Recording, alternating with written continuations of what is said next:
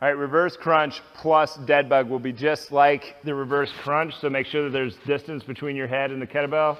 And then I like to grab by the base, you can grab by the horns.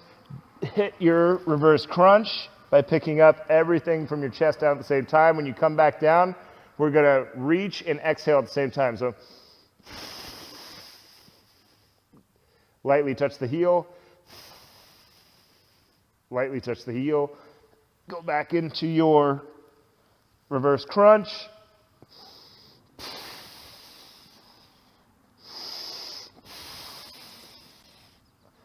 And then, so that would have been 2 reps right there, even though it looked like 3.